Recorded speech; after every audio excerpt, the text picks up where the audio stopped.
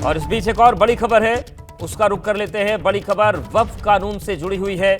लगातार जिस तरीके से सवाल उठ रहे हैं, वक्फ कानून के खिलाफ जो याचिकाओं का दौर सुप्रीम कोर्ट में है वो भी चल रहा है। और अब अपडेट ये सामने आ रहा है कि इस कानून के खिलाफ सभी याचिकाएं, जो कानून के खिलाफ याचिकाएं हैं, 15 अप्रैल को सुप्रीम कोर्ट में सुनवाई हो सकती है।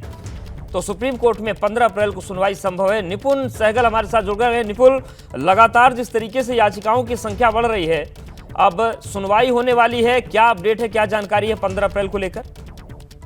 बिल्कुल अवधेश, देखिए अभी तक लगभग 15 याचिकाएं दाखिल हो चुकी हैं और जिस तरह की सुगबुगाहट है वैसे में और भी याचिकाएं दाखिल होंगी। और बहुत सारे मामलों में ऐसा देखा गया है कि 100 से भी ज्यादा याचिकाएं दाखिल हुई हैं। तो ये संख्या कहां जाकर इस मामले में रुकेगी वो तो अभी नहीं कहा जा सकता है, लेकिन अब तक कोई डेट, कोई तारीख नहीं दिख रही थी सुप्रीम कोर्ट के सिस्टम में इस मामले की सुनवाई को लेकर। चीफ जस्टिस ने कहा जरूर था कि मैं इस पर विचार करके फैसला लूंगा।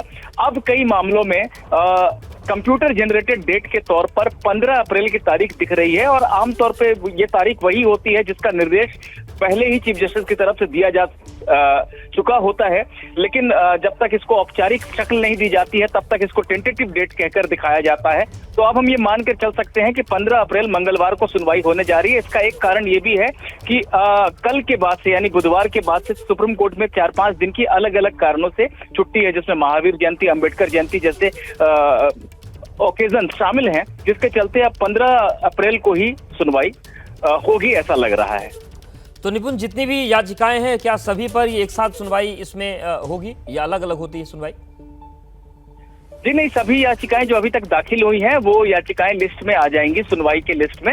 और अगर किसी की याचिका नहीं लग पाई होगी, जिसने दाखिल कर दी है लेकिन सिस्टम में अपडेट नहीं हो पाया होगा, वो व्यक्ति भी, अब उसका वकील भी वहां पर आ सकता है और सुप्रीम कोर्ट को बता सकता है कि मैंने भी याचिका दाखिल की है। जाहिर सी बात है कि शुरू में सबको विस्तार से बोलने का तो मौका नहीं मिलता है। कोर्ट को जो भी उचित लगता है वो किया जाता है। और सबसे पहला स्टेप तो यही होगा कि अगर सुप्रीम कोर्ट सही समझेगा तो थोड़ी देर की सुनवाई के बाद मामले पर केंद्र सरकार को नोटिस जारी कर एक अगली तारीख दे देगा।